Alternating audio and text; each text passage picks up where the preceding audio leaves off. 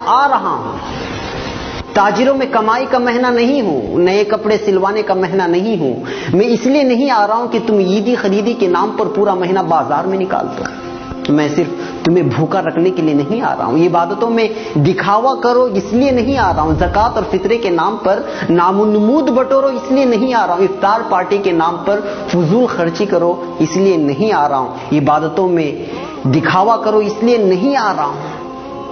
میں اس لیے نہیں آ رہا ہوں کہ تم روزے رکھو اور پھر سارا دن سوئے رہو, روزہ رکھو اور فون سے چپک کر بیٹھ جاؤ. اس لیے نہیں آ رہا ہوں کہ افطاری کے موقع پر خوب پیٹ بھر کر کھاؤ اور عشاء اور تراویح کی نماز قضا کر کے خراٹے بھرو.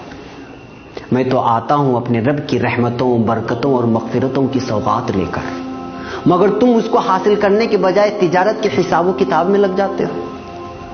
روزہ رکھ کر یوں سمجھتے ہو کہ میں نے تیر مار لیا. ارے میں تو سال بھر کے تمہارے گناہوں کو دھونے کے لیے اللہ کی طرف سے مغفرت کا پروانہ بن کر آتا ہوں, مگر تم روزہ رکھ کر بھی گناہوں سے باز نہیں آتے.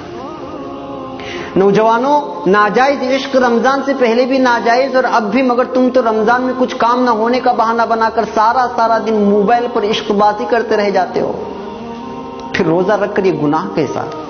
غلط ویڈیوز اور موسیقی سننا ہر وقت حرام, مگر یہاں تو روزے کی حالت میں یا تو سو کر یا پھر موبائل میں گزارا ہوتا ہے. میں اس لیے تو نہیں آیا.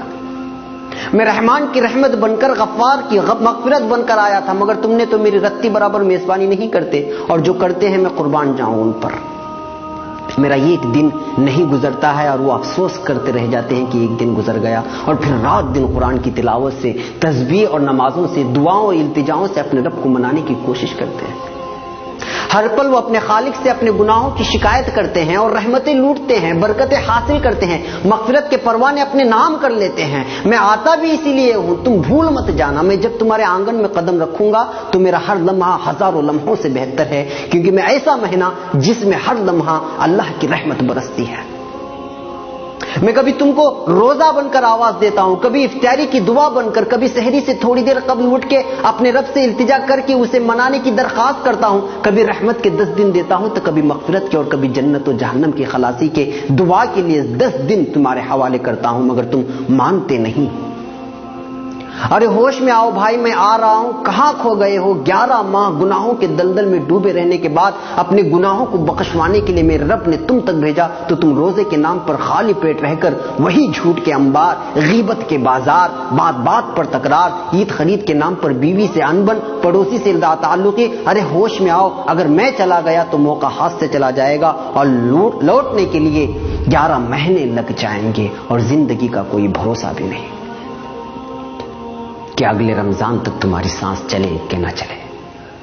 پاگل نہ بن, تیاری کر میری میزبانی کی اور میری مہمانی کی. دل سے کر, خلوص سے کر, دکھاوا میرے رب کو منظور نہیں. جو بھی کر تنہائی میں اٹھ کر اللہ سے التجا کرتے ہوئے کر, ابھی سے مانگنا شروع کر, کیونکہ نیک اعمال کا کرنا بھی اللہ کی توفیق سے ہوتا ہے.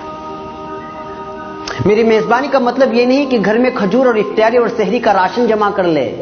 میری میزبانی کا مطلب ہے نماز, تراویح, تلاوت قرآن, گناہوں سے اجتناب, جھوٹ, غیبت, فحاشی, ناجائز عشق بازی اور بازاروں کی زینت بننے سے خود بھی بچنا, اور گھر کی خواتین کو بھی اس سے باز رکھنا.